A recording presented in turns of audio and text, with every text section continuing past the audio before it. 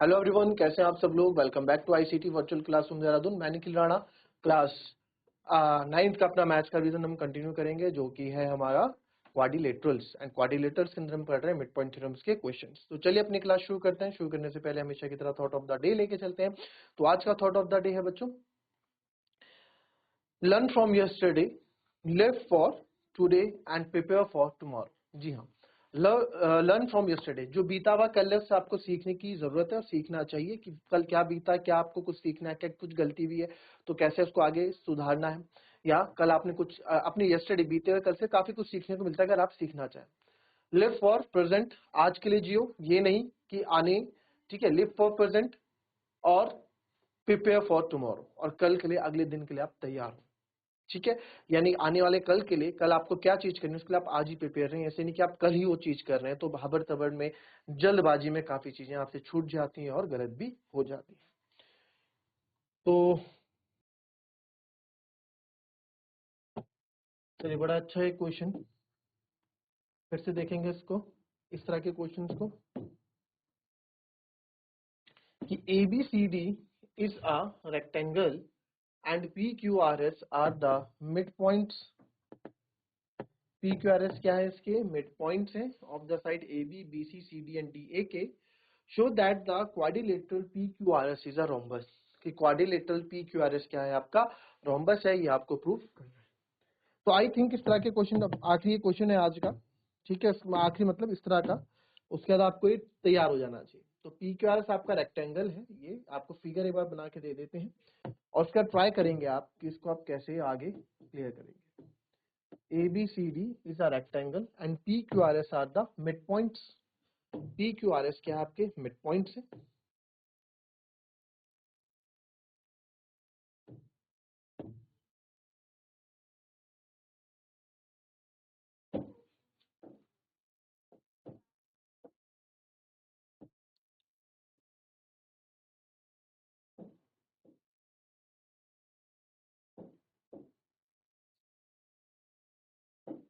PQRS जो है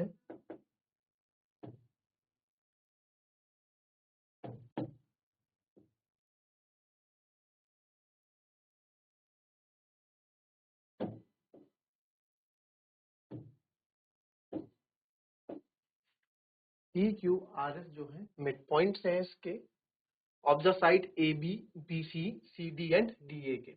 show that quadrilateral PQRS is a rhombus, आपको शो करना है कि जो ये PQRS है ना, ये एक रोम्बस है, अंदर वाला एक रोम्बस है, आपको प्रूफ करना है। चलिए किस तरह से करते हैं, कैसे करते हैं आपको पता है। चलिए फटाफट ट्राई करेंगे इसको जरा।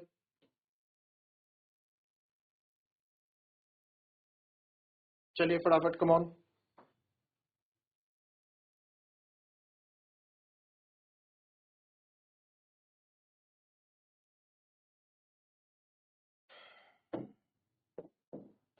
ABCD is a rectangle. PQRS are the midpoints of the side AB, BC, CD and DA respectively. Show that the quadrilateral PQRS is a rhombus.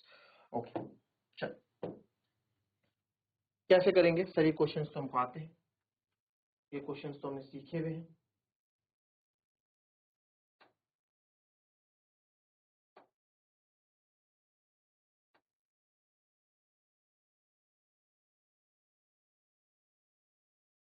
तो ABCD is a rectangle and PQRS are the midpoints of side AB, CD and DA respectively. तो कैसे start करते हैं आपको पता ही है।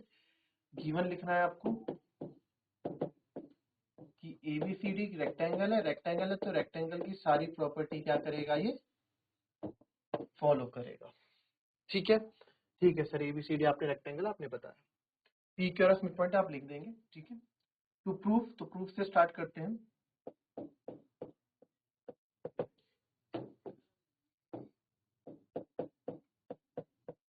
To proof, क्या proof करना है कि PQRS क्या है, इज अ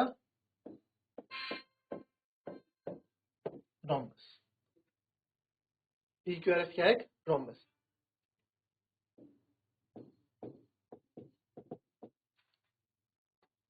तो प्रूफ देखते हैं, प्रूफ में क्या है। अब PQRS क्या है, आपका रोम्बस है, तो आपको सबसे पहले हमें PQRS पे एक पैरेललोग्राम प्रूफ करना होता है, जैसे कि मैंने आपको बताया हमेशा, ठीक है। तो PQRS आपको क्या करेंगे, ये जो है कौन सा ट्रायंगल लूंगा मैं, यहाँ पे मेरे को एक डायगोनल खींचना पड़ेगा ए सी।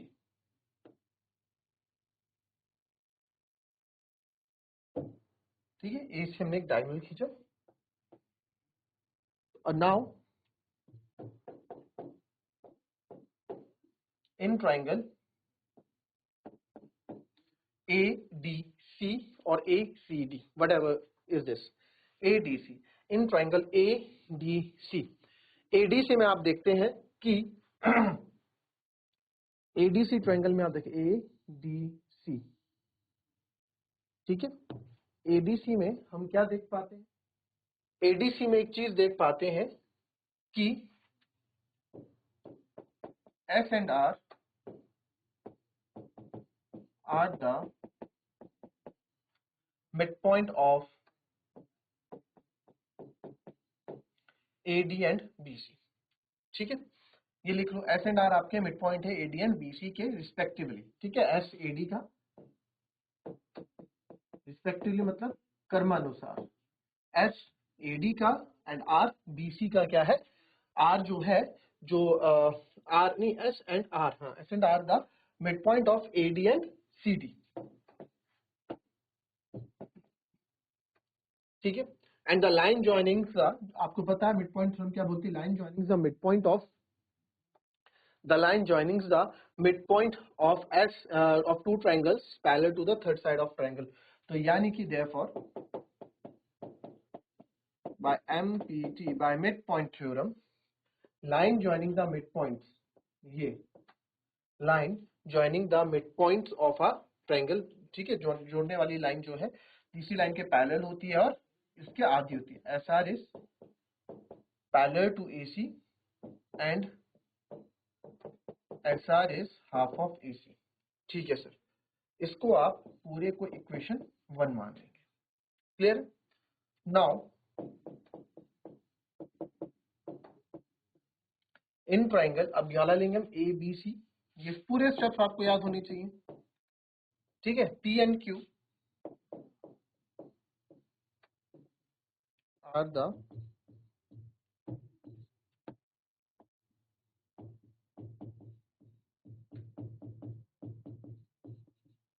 P and Q are the mid points of किसके,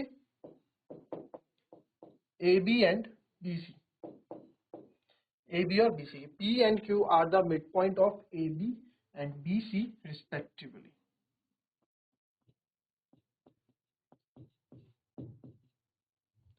रिस्पेक्टिवली मतलब कर्म अनुसार।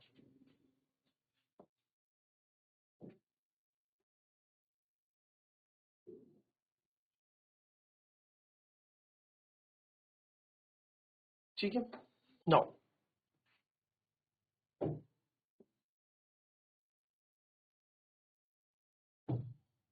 तो therefore by MPT mid point theorem के कहती है, किसी भी ट्राइंगल के, आपने ABC ट्राइंगल लिया, ABC जैसे वहां था ऊपर P और Q दो मिड पॉइंट्स को जोड़ने वाली लाइन तीसरी लाइन के क्या होती है, पैरेलल होती है और उसकी आधी होती है। तो therefore by MPT, ठीक है, जो PQ है is parallel to AC, PQ जो है सर AC के पैरेलल है एंड PQ जो है हाफ ऑफ AC भी है। ये आपका इक्वेशन 2 है, यानी कि ये इसके पैरेलल भी है। तो तीनों एक दूसरे के पैरेलल। ठीक है, तो अब देखो फ्रॉम फर्स्ट एंड सेकंड से, पैरेललोग्राम प्रूफ करना तो बहुत इजी है इसको। फ्रॉम फर्स्ट एंड सेकंड मैं बोल सकता हूँ कि देखो SR भी AC के पैरेलल है और PQ भी AC के पैरेलल है, तो आप बोल सकते हो कि दोनों ही आपस में एक दूसरे के पैरेलल होंगे। SR भी हाफ ऑफ AC के इक्वल है और PQ भी हाफ ऑफ AC के इक्वल है। जब दो चीज किसी एक चीज के इक्वल होती है तो वो आपस में भी इक्वल होती हैं। And PQ equals to SR, और किसी भी क्वाड्रिलेटरल के, किसी भी चतुर्भुज के किसी भी एक पेयर ऑफ लाइन को अगर हम इक्वल और पैरेलल प्रूफ कर दें तो उसको हम पैरेललोग्राम बोल सकते हैं। देयरफॉर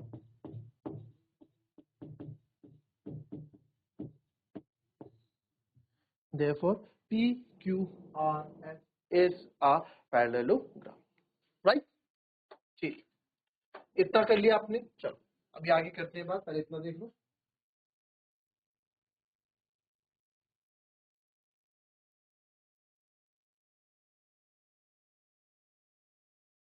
चलिए ठीक है, इतना स्टेप तो हम सबको पता है सर, और कर भी लिया आपने।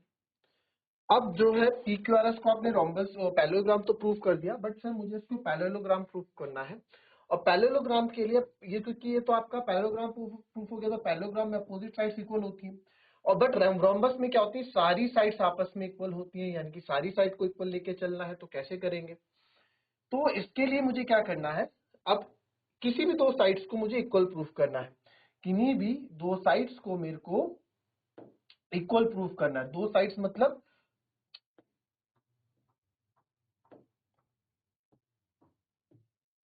किसी भी दो साइड्स को अगल बगल की दो साइड्स को, जैसे इसको और इसको इक्वल प्रूफ कर दो, या इसको इसको, किसी भी एक दो पेयर को इक्वल कर दूंगा तो मेरा काम बन जाएगा। पहले आमने सामने वाली तो इक्वल है ही, बस अगल बगल वाली इक्वल प्रूफ कर दो। तो अगल बगल वाली इक्वल प्रूफ कैसे होंगी, हमने देखा कि सर अगल बगल वाली को अगर इक्वल प्रूफ करना है तो इसके लिए क्या कर सकते हैं, यानी कि ये जो साइड है या तो इसके इक्वल प्रूफ कर दो या फिर ये इसके इक्वल प्रूफ कर दो। कैसे करोगे? तो हमने देखा कि ये जो है एक ट्रायंगल बनता हुआ नजर आ रहा है, ये जो है एक ट्रायंगल बनता हुआ नजर आ रहा है, बिल्कुल। तो इन दो ट्रायंगल को अगर मैं कॉन्ग्रुएंट प्रूफ कर दूं तो मेरा काम बन जाएगा, है ना। इन दो को अगर हम कॉन्ग्रुएंट प्रूफ कर दें तो हमारा काम बन जाएगा। तो अब हम क्या करेंगे, in triangle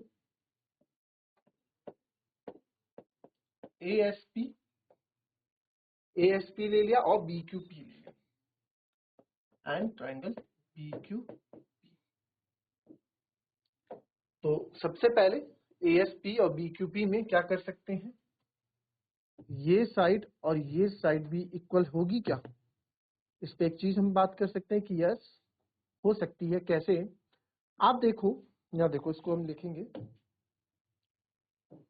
AD equals to BC है, AD इक्वल्स टू BC है। आप बोलोगे सर ऐसा क्यों? क्योंकि गिवन है ABCD की रेक्टेंगल है, और रेक्टेंगल की अपोजिट साइड्स क्या होती हैं, इक्वल होती है। जी सर, ये तो गिवन है, ठीक है। अगर AD इक्वल है तो हाफ ऑफ AD और हाफ ऑफ BC भी इक्वल होगा। अगर दोनों ही इक्वल है तो AD और BC का जो हाफ है वो भी इक्वल होगा, बिल्कुल सही बात। कोई दो चीज अगर इक्वल है तो इनका आधे आधे भी तो क्या होंगे, इक्वल ही होंगे ना, ठीक है। तो हाफ ऑफ AD से DS भी है और AS भी है, बट मेरे को भी रिक्वायरमेंट AS की है और उधर BQ की है, तो मैं बोल सकता हूँ हाफ ऑफ AD यानी कि AS is equals to BQ भी है। AS इक्वल्स टू BQ, तो पहला part AS equals to BQ हो गया, ठीक है। ऊपर हमने प्रूफ कर दिया सब स्टार्ट। तो एक चीज तो हमने प्रूफ कर दी। अब ये तो हमें इक्वल प्रूफ करनी है। अब इधर आ जाओ, इसका भी बारे में कुछ हमें पता नहीं। इधर देखो, अब क्योंकि ये रेक्टेंगल है तो रेक्टेंगल के ऑल एंगल्स आर 90 डिग्री, तो एंगल ए और एंगल बी क्या होगा, इसका 90 डिग्री होगा। तो angle A is equal to angle B, each 90 degree, ठीक है, ईच 90 डिग्री है, ठीक है sir.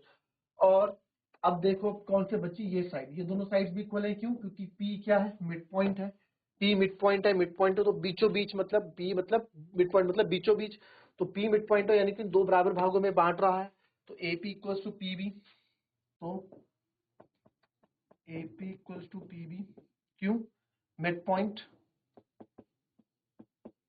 P is the mid point,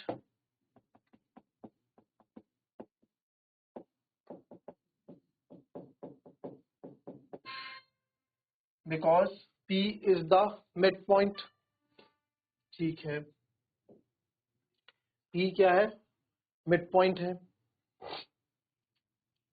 तो हो गया। तो बस ये आपकी एक साइड हो गई, ये आपने भी प्रूव कर दिया, गिवन ही लिख दो चाहे इसको भी, साइड एंगल साइड। तो therefore triangle ASP is congruent to triangle BQB by, अब देखो बाय कैसे है, ये साइड ले ली, ये एंगल ले लिया, इस साइड ले ली। इसको RHS मत ले लेना, राइट हाइपोटेनस साइड वाला कॉन्ग्रुएंस रूल मत ले लेना। क्यों मत ले लेना? क्योंकि sir right hand side rule तब लगता है जब 90 एंड 90 डिग्री हो, बट 90 डिग्री के साथ में हाइपोटेनस भी इंक्लूड हो, बट यहाँ हाइपोटेनस इंक्लूड नहीं है, तो इसलिए साइड एंगल साइड बनेगा, side angle side. By side angle side. तो देयरफॉर अब जब ये इक्वल है तो पी एस जो है पी क्यू के बराबर है सीपीसीटी से, ठीक है। जो पी एस है या S P O Q P के बराबर है। तो therefore P S equals to P Q by CPCT. P S equals to P Q by CPCT. अब आप देखिए इसको मान लिया इक्वेशन 3। अब यहाँ पे पी एस जो है पी क्यू के बराबर आप प्रूफ कर चुके हैं, ठीक है। जो पी एस है ये मैं पी क्यू के बराबर प्रूफ कर चुका हूं, और वहीं पी एस जो है मेरा क्यू आर के बराबर भी है। तो बिकॉज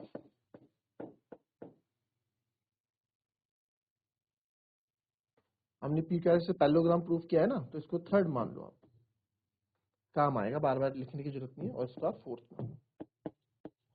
तो बिकॉज फ्रॉम थर्ड, यानी फ्रॉम थर्ड मतलब पी क्यू आर से एक पैरेललोग्राम है, तो पी एस जो है आर क्यू के बराबर भी है। जो पी एस है आर क्यू या क्यू आर के बराबर भी है। एंड जो पी क्यू है वो एस आर के बराबर भी है। जो आपका पी क्यू है वो एस आर के बराबर भी है, ठीक है। तो therefore from third and fourth से में बोल सकते हैं सर, जो पी एस है वो आपका पी क्यू के बराबर है। पी क्यू जो है एस आर के बराबर है, और जो पी एस है वो आपका क्यू आर के बराबर है। तो सब एक दूसरे के बराबर कहीं ना कहीं होगा। आप बोलोगे P S, sir P S तो आपका जो है क्यू आर के बराबर भी है। लो, तो ये तीनों इक्वल हो गए। अब मुझे P Q, sir P Q तो यहाँ एस आर के बराबर भी है, तो यानी कि सारे आपस में क्या हो गए, इक्वल तो हो गए। तो आप बोल सकते हैं देयरफॉर चारों साइड इक्वल होगी, देयरफॉर वो all sides of a rectangle quadrilateral are equal, therefore P Q R S is a rhombus. P Q R S क्या है आपका, एक रोम्बस। आई बात समझ में? इस तरीके से करना है, कॉपी करेंगे इसको।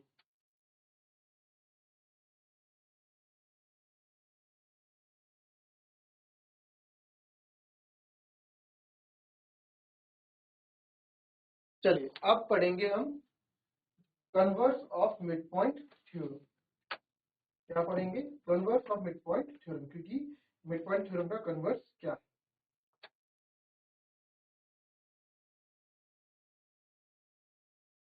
पहले लिख लेते हैं फिर समझेंगे। The line drawn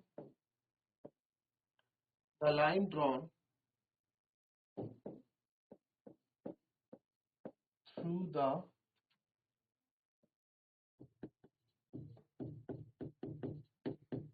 midpoint of one of the line drawn through the, ये थोड़ा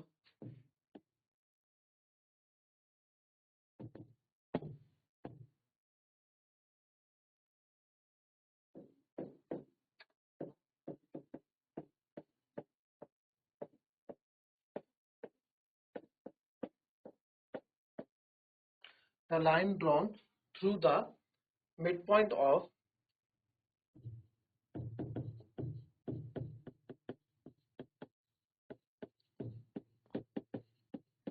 one side of a triangle,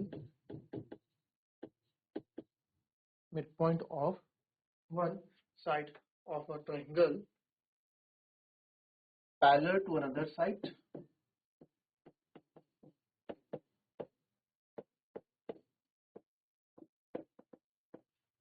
parallel to the another side, bisects the third side,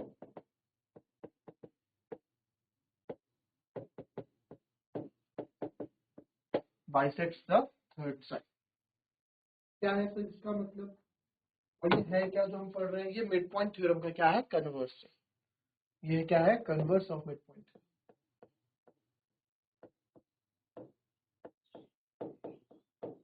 converse मतलब उल्टा,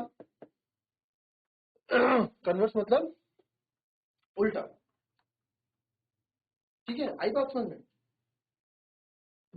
तो क्या ये बोल रहे हैं, किसी त्रिभुज के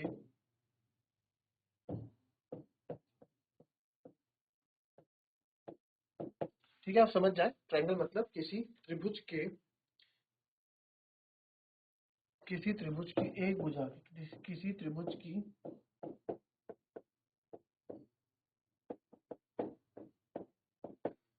एक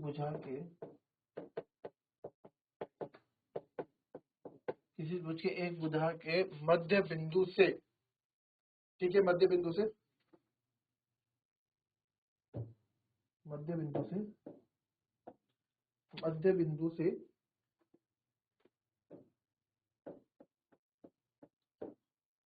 दूसरी भुजा के समांतर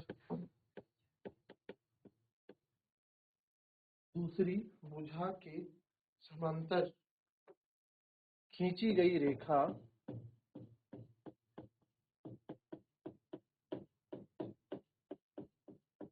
तीसरी भुजा को